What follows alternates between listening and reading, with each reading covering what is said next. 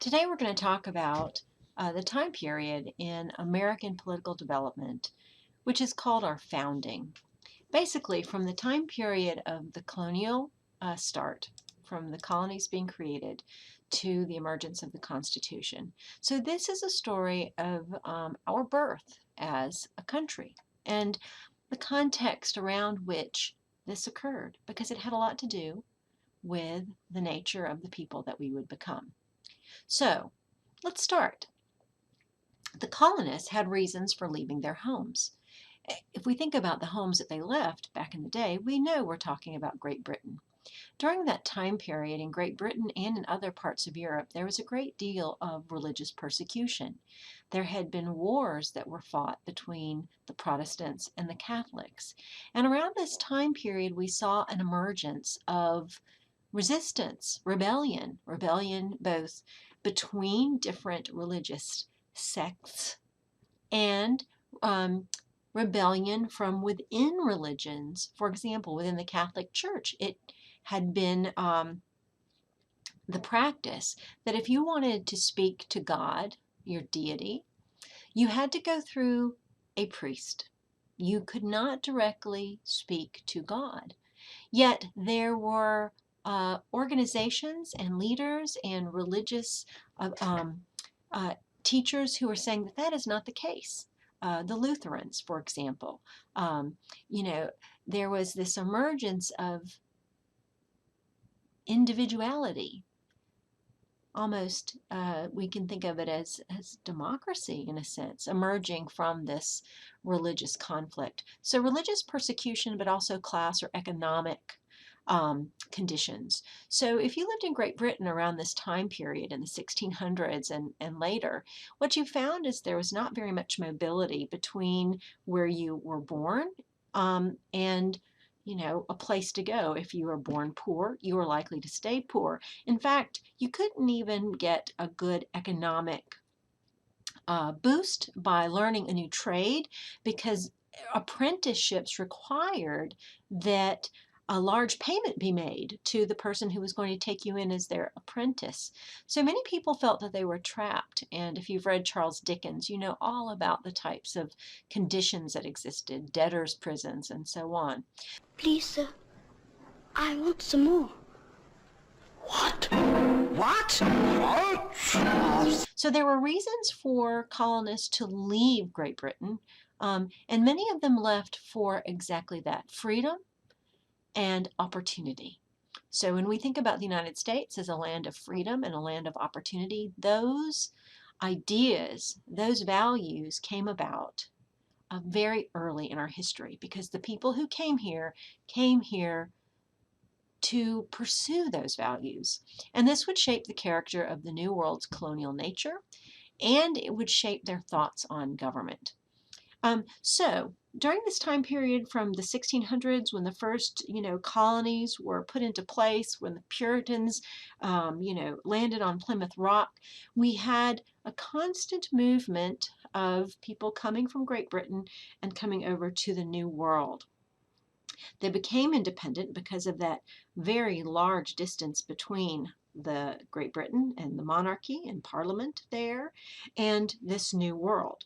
So basically, over that time, you had about 140 years where they had a lot of independence and their character could grow, even though there was some influence from their home country.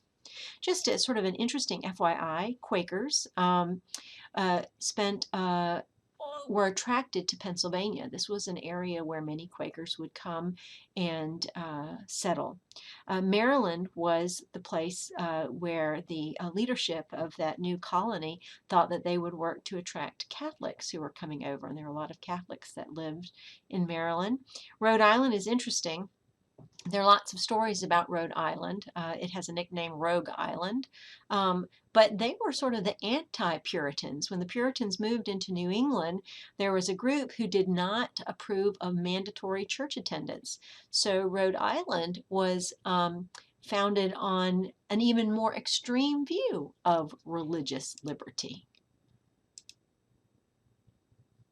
So there was a balance that emerged. You had Great Britain that controlled trade and international affairs, but the colonies managed their local affairs significantly. We call this home rule.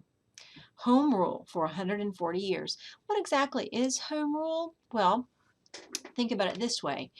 When the colonies were created, often they had a charter. This was a written agreement, like a contract between the king and the colony. Sometimes colonies emerged because there was someone who wanted to speculate on, you know, uh, the economic value of this colony. Sometimes the king would appoint a governor to rule for him. And the colonists paid the governor's salaries, interestingly enough. A lot of people didn't realize that, but there were purse strings that went from the governed to this colonial governor. And colonial legislatures at this time were elected by citizens, although the only ones who could vote at that time were propertied males, males who had enough economic resources that they paid taxes. In fact, so home rule basically was, many state, or I shouldn't say state, they weren't states yet, they were colonies. Colonial legislatures made decisions about their home. They didn't make decisions about policy in Great Britain, and often they could not have any impact on some of the policies coming from Great Britain. But if it had to do with their colonial management within their sphere of influence, they made the decisions. So, point one, many of the colonies had legislative branches. They had colonial governors, which often would be sensitive to the colonists because they paid their salaries. So there's some connection there. In fact, the first legislature was the Virginia House of Burgesses in 1619. So historically, the colonies had a lot of experience with self-government, even at this time period. And a lot of people don't recognize that. So, what happened next? Well, if we go back a little bit in time, there was an incident called the French and Indian War. Um, During this period, some of that home rule, some of that balance that existed between Great Britain and the colonies became unbalanced. So there were disputes over land between the French and the British. And on the mainland, over on the continent, I should say, the French and the British were engaged in a war. We called it the 7 Years' War. It ended in 1763 with the Treaty of Paris, and they agreed upon borders, and some of those borders happened to be in the New World, because the French had control over much of the area of Canada, and the British had control over that part of America on that eastern seaboard area down to Georgia. And we know that the Spanish had their areas that they controlled down below. So even though they agreed upon borders, those borders were over in the Ohio Territory, there was a conflict. So what was the problem? Well, the problem was at that point in time, and by the way, I should note that the French were able to get many of the native tribes to fight with them and fight against the British. They were worried about encroaching colonization onto their land. So they fought with the French, and part of the bargain of them fighting with the French was for the French to help them uphold their boundaries to keep that British movement and colonization from going in.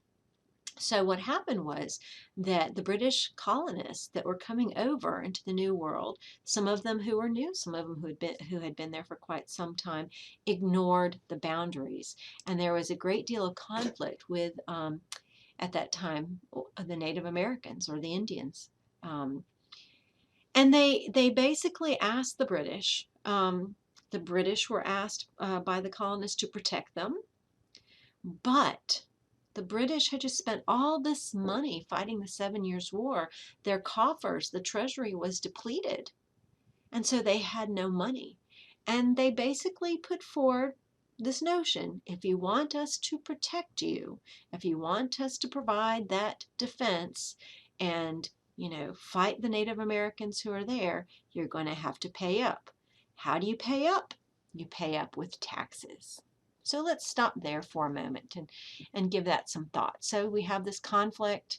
We have the colonists who want a public good from, their government, but their government does not have the resources to provide it and is requiring some sort of fee, some form of taxation to collect to help provide that public good. Hey there, colonists, my name is King George. Will you give me money, pay the debt for the war? Hey there, colonists, my name is King George. Will you give me money, pay the debt for the war? No taxation without representation. Don't take my money if I don't have